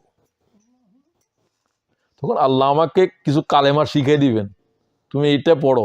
আল্লাহর রাগ কি করে ঠান্ডা হবে আল্লাহ জানে। হুজুর বলছেন আমাকে আল্লাহ তাআলা কিছু কালেমা শিখাবেন, সেগুলো এখন আমার জানা নাই, কোনো নবীত্ব জানা নাই, হুজুরেরও জানা নাই। তখন আল্লাহ তাআলা আমাকে শিখাবেন সিজদায়। ওটা যখন আমি পড়বো ওই কালেমা, আল্লাহ বলবেন ইরফা রাসুকা ইয়া মুহাম্মদ, মুহাম্মদ মাথা উঠাও। সুবহানাল্লাহ। তুমি কি চাও? রব্বে হাবলি উম্মতি। ও আল্লাহর উম্মতেরা বরদাস্ত করতে পারতেছে না। মানব জাতির ভিতরে সর্বপ্রথম রাসূলুল্লাহ নিজের উম্মতের কথা বলবেন এবং আল্লাহ নির্দেশ দিবেন যে মুহাম্মদের উম্মতের হিসাব শুরু করো। সুবহানাল্লাহ। বাকিরা আছে এই অবস্থায় থাকবে। রাসূলের উম্মতের হিসাব শেষ না হওয়া পর্যন্ত কোন পয়গম্বরের উম্মতের হিসাবও শুরু হবে না।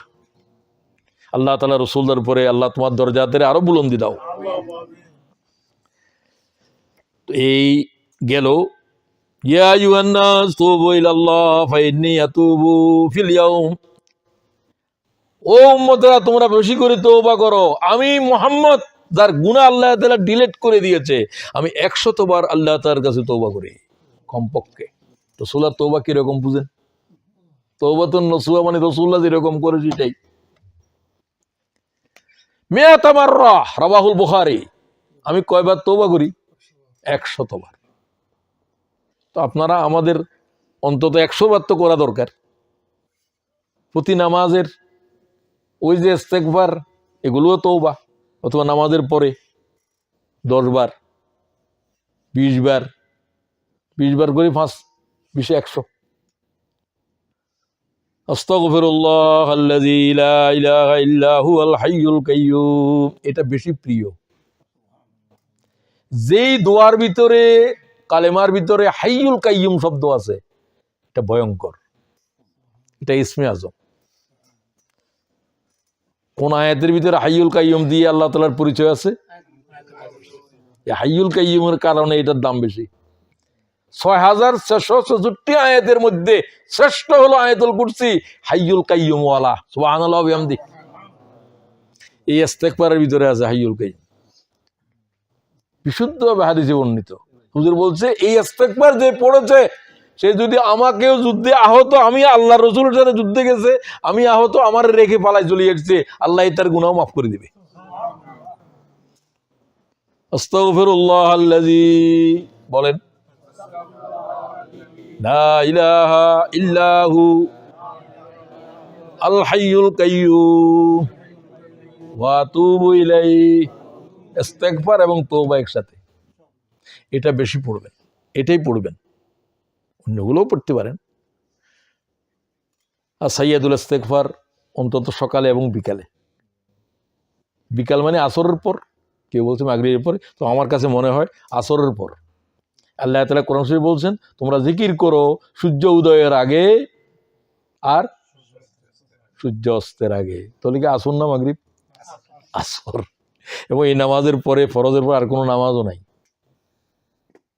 ফজরের নামাজ, সূর্য উদয় পর্যন্ত কোনো নামাজ নাই। খেয়াল করেন, এই দুটো নামাজ ও জিকিরের জন্য, খুব ভালো করে বুঝবেন। তো আদম আলাইহিস সালামের তওবা চিনলেন, এটা আমাদের জন্য কোরআন শরীফে আল্লাহ ওহী করে দিয়েছে। আদম আলাইহিস সালাম কত আগে আসছেন, হুজুর পাক সাল্লাল্লাহু আলাইহি ওয়াসাল্লামের কোরআন শরীফের ভিতরে কেন এটা আসলো? উম্মতে মুহাম্মদী তোমাদের জন্য তোমাদের বাপের তওবা এটা, সুবহানাল্লাহ ওয়া বিহামদিহি। আদম আলাইহিস সালামের হায়াত ছিল কত? 1000 বছর, পূর্ণ 1000 বছর। সব সন্তানদেরকে দেখাইছে। কেউ কেউ বলছে আদম আলাইহিস সালাম খুব সুন্দর লাগছে আদম আলাইহিস সালামের কাছে দাউদ আলাইহিস সালামের আওলাদদের ভিতরে, কোথায় এটাই, কোথায় এটা দাউদ, কেউ নবী হবে তোমার সন্তানের ভিতরে। এত সুন্দর, এত কণ্ঠ সুন্দর, দেখতেও সুন্দর ছিল। আর হায়াতে তুমি কিছু তারা দিয়ে দাও। 40 বছর না কত দিয়েছিল, এগুলো এমনি আমি কোনো হাদিসে পাই নাই, ওলামায়ে কেরাম এবং বিভিন্ন ঘটনার ভিতরে বলা হয়। তো আদম আলাইহিস সালাম যখন তার ওই 1000 বছর পূর্ণ হওয়ার আগে দিয়ে 40 বছর আগে আসছে, মালাকুল মউত কই কেন আল্লাহ আমার বলছে তোমার 1000 বছর, তুমি 40 বছর দিয়ে দিছো না, কয় আমি ভুলে গেছি এখন। তো আল্লাহরে বলছে, আল্লাহ কই ঠিক আছে 1000 পুরা করে দাও।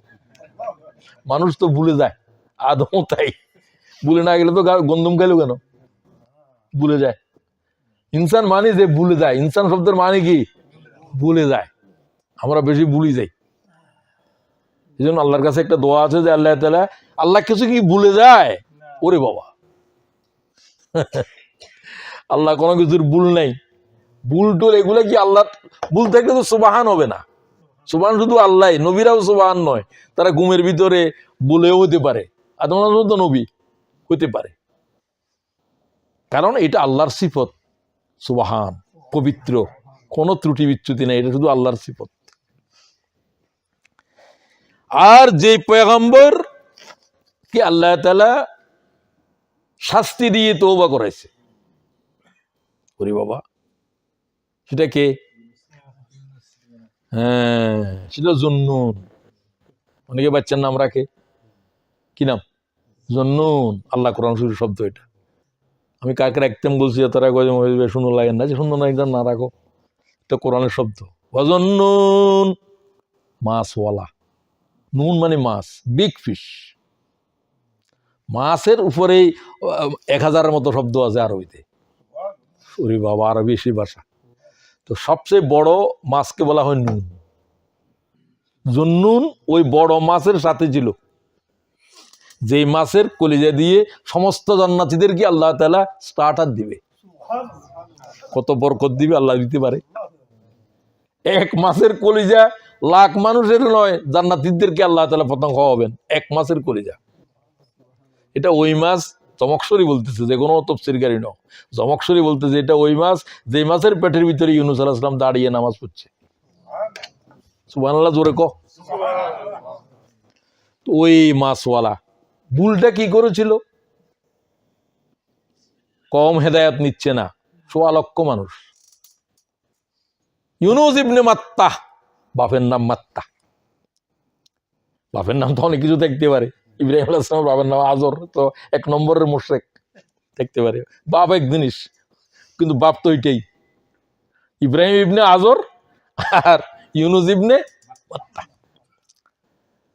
তো আল্লাহ তাআলা সময় দিলেন, ঠিক আছে তোমার কওম যদি সূর্যাস্ত পর্যন্ত ঈমান না আনে তাহলে তুমি চলে যাবে, তোমার উম্মতের হালাক করে দেবো আমি।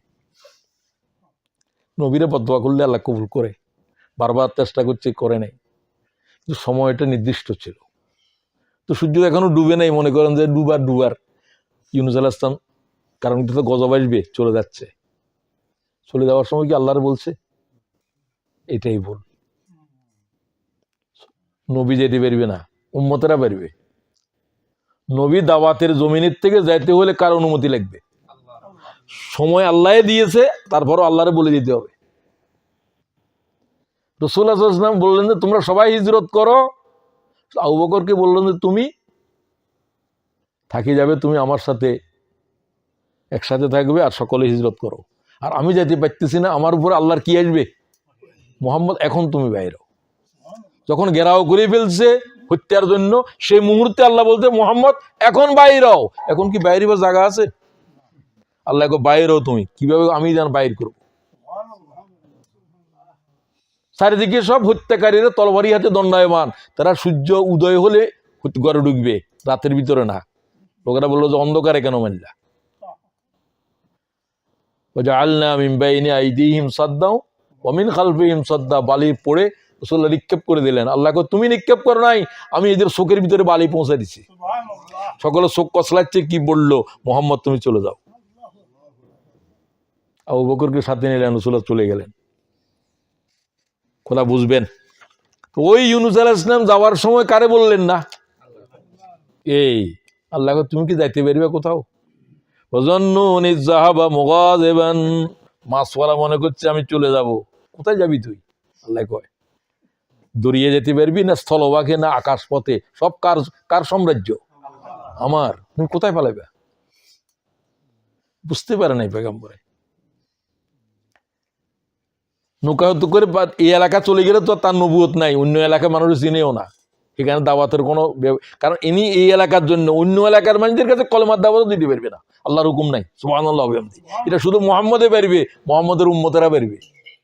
আমার জন্ম কোথায় কোনো কথা নাই, তুমি শুধু আফ্রিকা মহাদেশের দিনের দাওয়াত দিতে পারবে, এটা উম্মতে মুহাম্মদীর, আর কেউ পারবে না, অন্য নবীরাও পারবে না। মুসা আলাইহিস সালাম বনী ইসরাইল ছাড়া কাকেও দাওয়াত দিতে পারবে না।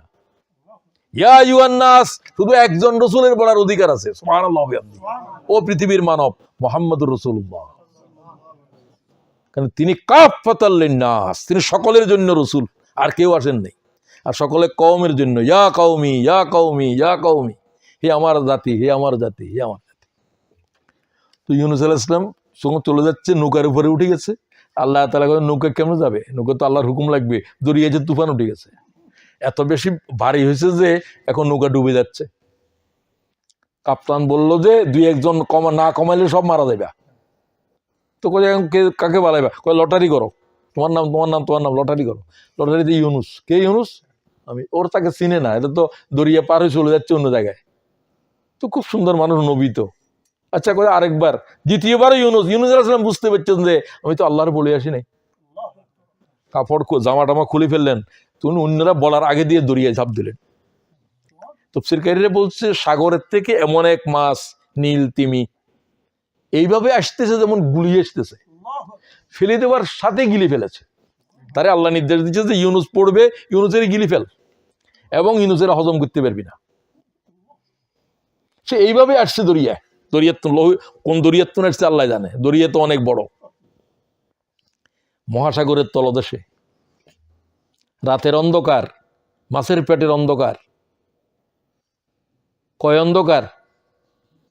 মাছের পেটের ভিতরে অন্ধকার, সাগরের তলদেশে 70 কিলোমিটার 75 কিলোমিটারের পরে তো এটি অন্ধকার, কি গহীন অন্ধকার সাগরের তলদেশে।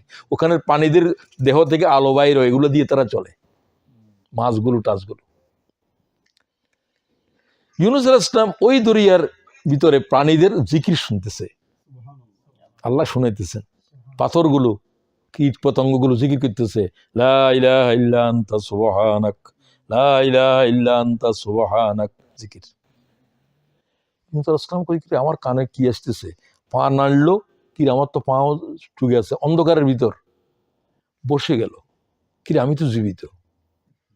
প্রচন্ড গরম, মাছের পেট, কোনো জান্নাত নয় এটা, এটা আল্লাহ তাআলা ইচ্ছা করলেন ইব্রাহিম আলাইহিস সালামের আগুনের জান্নাত বানাইছে, এখানে তো শাস্তিদের মাছের পেটের ভিতরে সিদ্ধ হয়ে যাচ্ছে ইউনূস আলাইহিস সালাম। এখানে তো পেটের ভিতরে তো লোহা পর্যন্ত খালি পানি হয়ে যায়, এত টেম্পারেচার আছে, হাইড্রোক্লোরিক অ্যাসিড আছে। ইউনূস আলাইহিস সালাম দাঁড়িয়ে গেলেন, জিকির শুনলেন, নিজেরে জালেম বলে তওবা করলেন, ও যোগ করলেন, লা ইলাহা ইল্লা আনতা সুবহানাকা ইন্নী কুনতু মিনাজ জালিমিন। গুনাহ হচ্ছে জালেম, ও আল্লাহ আমি জালেমদের ভিতরে অন্তর্ভুক্ত, আল্লাহ আরে মাফ করে দাও। এই আওয়াজ আল্লাহর আরশের দিকে উঠতেছে। মালায়েকারা বলল, পরবর্তীকার একটা আওয়াজ আসতেছে ক্ষীণ কণ্ঠে, এটা মনে হয় চিনি চিনি, আগে বহুত এইরকম তোমার দরবারে এই আওয়াজ আসছে, কিন্তু এখন তো বুঝতেছি না, কাতর কণ্ঠে আসতেছে। আল্লাহ তোমরা বলো কে? তাফসীরকারীরা বলে ইবনে কসিরে লিখতেছে, আল্লাহ তাআলা বললেন আমার বান্দা আমার নবী ইউনূস মাছের পেটের থেকে আওয়াজ দিচ্ছে, সুবহানাল্লাহ, ও আল্লাহ তুমি মাফ করে দাও। ফেরেশতারা কয় আল্লাহ ইউনূসের কি করো, আল্লাহকে মাফ করবো তো 40 দিন পরে। আল্লাহর রাগ ঠান্ডা হওয়া মুশকিল। আল্লাহ কয় লালাবে সাফি বাতনি ইলা ইয়াউমি ইউবাসুন। ইউনূস যদি নিজের জালেম বলে জিকির না করতো, ইস্তেগফার না করতো, কিয়ামত পর্যন্ত তার মাছের পেটে জীবিত রেখে দিতাম। সুবহানাল্লাহ কও। তাহলে তওবাটা ইউনূস আলাইহিস সালামের তওবা। আপনারাও যে কোনো বিপদের ভিতরে এই তওবা, এই জিকির করবেন, লা ইলাহা ইল্লা আনতা। সাহাবীরা বললেন হুজুর এটা থেকে ইউনূসের জন্য, কয় না আয়াতের পরের দিকে কি বলছে, যে কোনো আমার বান্দা যে কোনো অবস্থায় যে কোনো সময়ে যে কোনো বান্দা বান্দি যে কোনো বিপদে যে কোনো সময় ইউনূসের এই তওবার ডাক দেবে, আমি লাব্বাইক বলবো। সুবহানাল্লাহ। কি করোনা মরোনার দোয়া পড়েন, এটাই তো দোয়া। যত দোয়া আছে এটা তো কোরআন শরীফের দোয়া। এটা দিয়ে ইউনূস আলাইহিস সালামের আল্লাহ মুক্তি দিয়েছে মাছের পেটের তুন। এই রাগ আল্লাহর, যদি এটা না পড়তি দোয়া, এটা আল্লাহ শিখিয়ে দিছে। লালাবে সাফি বাতনিহি ইলা ইয়াউমি ইউবাসুন, কিয়ামত পর্যন্ত মাছ এটাও জীবিত রাখতাম, তোমারও মাছের পেটের ভিতরে জীবিত রাখতাম। সুবহানাল্লাহ। হাড্ডি থেকে গোশত আলাদা হয়ে গেছে অনেকটা, এরকম সিদ্ধ। 40 দিন পরে যখন সাগরের বেলাভূমিতে ইউনূসের বমি করেছে, ইউনূস আলাইহিস সালাম দাঁড়াইবে আর বসার ক্ষমতা নাই। কতটুকু অপরাধ, কতটুকু ভুল আল্লাহরে বলে যায় নাই, শুধু নবীদের জন্য এতটুকু অনেক বড় বিষয়। এরপর তো মাফ করে দিয়েছেন। ওই জাতি আল্লাহকে ওই জাতির কাছে আবার যা, কিন্তু জাতি এটারে আল্লাহ মাফ করে দিছে কেন? তারা যখন দেখলো যে ইউনূস নাই, কিন্তু গজবের মেঘ আকাশ কালো হয়ে গেছে, শুরু হয় নাই, কালো হয়ে গেছে। তারা কয় আমরা ইউনূসের কথা শুনি না, এখন তো গজব আসতেছে, চলো আমরা পয়গম্বর কাছে যাই। পয়গম্বর কি আছে? এই যে জাতিরা তওবা করবে আল্লাহ তাদের উপরে আল্লাহর গজবের হারাম করে দিছে। ইন্নী আহাম্মু, আমি যখন ইচ্ছা করি কোন জাতির উপরে গজব দেব, আমি পুনর্বার তাদেরকে গজব দেওয়ার আগে আরেকবার দেখি। রাইটু, আমি যখন দেখি আমার কোনো বান্দা এখনো মসজিদের ভিতরে আমার ঘরে আবাদ করতেছে, আল্লাহর সিজদা দিচ্ছে, এখন একজন হলেও, এবং শেষ রাতের কান্নার আওয়াজ আসতেছে কোন জমিন থেকে, ততদিন পর্যন্ত ওই জমিনের উপরে গজব মুলতবি থাকবে। সুবহানাল্লাহ। হাদিসে কুদসি, আমি আবার গজবের তুলি ফেলি। এখনো একটা ডাক হলেও আছে রাতের শেষে আল্লাহরে কাঁদের, আস্তাগফিরুল্লাহ কই আল্লাহর কাছে কাঁদতেছে যে একটা মানব এই জমিনের উপরে আছে, ওই একটা মানুষের জন্য গোটা জাতির ন্যায় দিবে আল্লাহ। সুবহানাল্লাহ। বুঝলেন শেষ রাতের ক্রন্দন, ইস্তেগফার কি গুরুত্বপূর্ণ বিষয়। ইউনূস আলাইহিস সালাম এই দোয়ার কারণে তো এটা আমাদের কেউ শিখে দিলেন, রব্বানা গফিরলি ওয়ালিওয়ালিদাইয়া ওয়ালিল মুমিনিন ইয়াউমা ইয়াকুমুল হিসাব। ইব্রাহিম আলাইহিস সালামের ইস্তেগফার, মুসা আলাইহিস সালামের ইস্তেগফার। এটা মানুষ খুন করছে যে পয়গম্বর নবুয়ত দেওয়ার আগে পালাই গেছে দেশের তো। আল্লাহ যখন নবুয়তদের কয়ে, ও আল্লাহ আমি তো মানুষ খুন করছি, আমার কি মাপ আছে? আল্লাহ কয় তুই খুন করছিস যে না জানি করে ফেলছ, মাফ করে দিছি, গুনাহ এটা তোরে পয়গাম্বরিও দিছি। আল্লাহ মাফ করে দিল তো। আল্লাহ জানতো, আল্লাহ যদি কয় যে ঠিক আছে আমি তোর মাফ করে দিলাম, এটা জানওয়ালার দরকার নাই, মালিক কে? লোকেরা বলে খুনের বাদী সরকার, বড় সরকার কে? আল্লাহ যদি মাফ করতে চায় মাফ করে না, নবুয়ত দিয়েছে তারে। ওর তো সে মার্ডারার, কোরআন শরীফের আয়াত, খুন করে চলে যাচ্ছে। আল্লাহ তাআলা ইচ্ছা করলে তো মাফ করতে পারে কিনা, কিন্তু এই জন্য মুসা আলাইহিস সালাম কেঁদেছেন আল্লাহর কাছে। তো আল্লাহ তাআলা ঈসা ইবনে মরিয়মের কথাও তার তওবা কি, ইন তুআযযিবহুম ফাইন্নাহুম ইবাদুক, এটা কোরআন শরীফে আল্লাহ বলতেছে কেন? এগুলো আমাদেরকে শিখার জন্য। মা আয়েশা বলছে রাসূলুল্লাহ এরকম বহু রাত চলে গেছে শুধু এই আয়াত পড়ে, ঈসা আলাইহিস সালামের ইস্তেগফার পড়ে। এটা কোরআনে আছে সূরা মায়েদায় 118। ইন তুআযযিবহুম ফাইন্নাহুম ইবাদুক ওয়া ইন তাগফির লাহুম ফাইন্নাকা আনতাল আজিজুল হাকীম।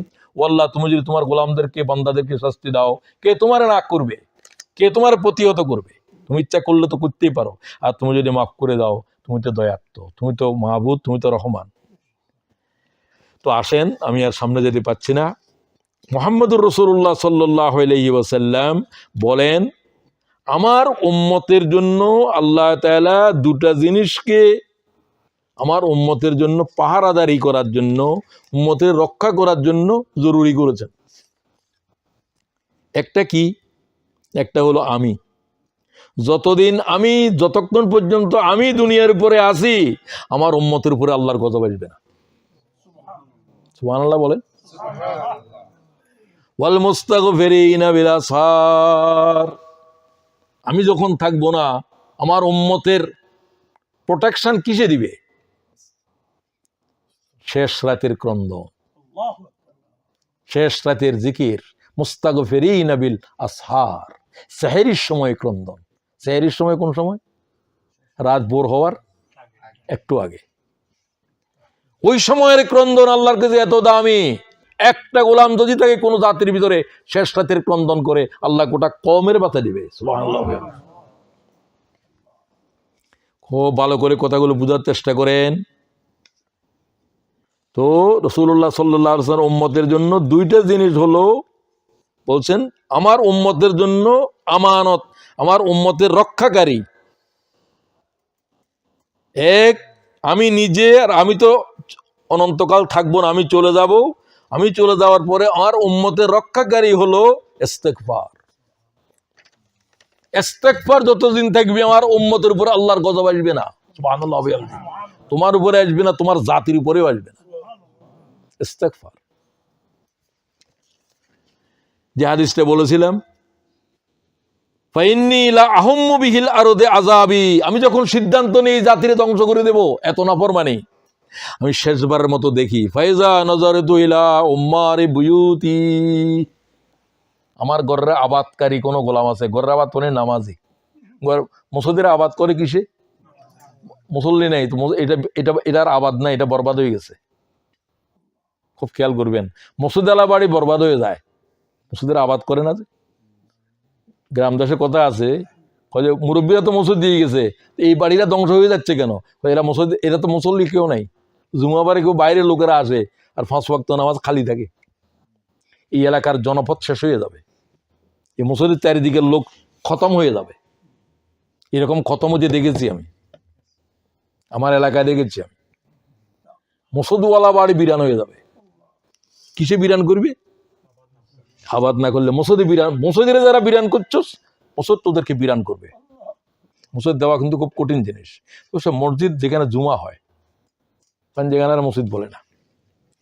তো আল্লাহ তাআলা বলেন, আমি গজবের দেওয়ার শেষ আগে আরো একবার নজর করি এই জমনের দিকে, যেটার গজব দিব।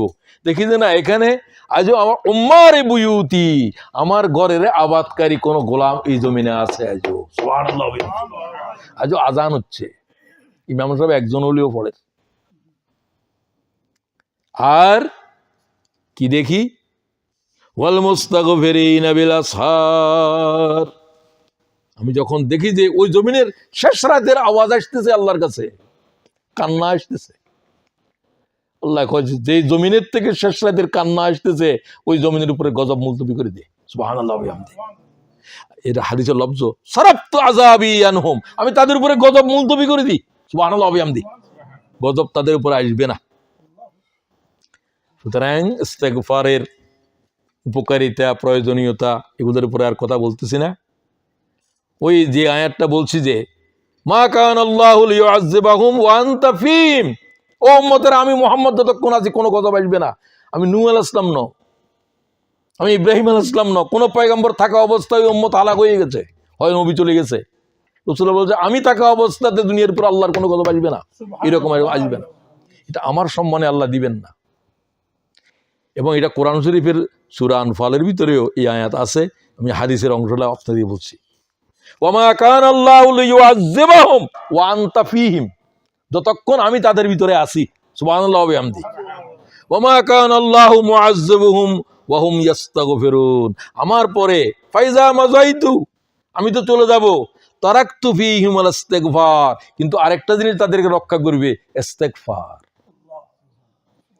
সুতরাং আজকের আলোচনা আমি শেষ করতে চাই, ইস্তিগফারের গুরুত্ব কতটুকু আমাদের জীবনে, জাতির জীবনে। জাতীয়ভাবে তওবা করা দরকার আমাদের, ঠিক কিনা বলেন?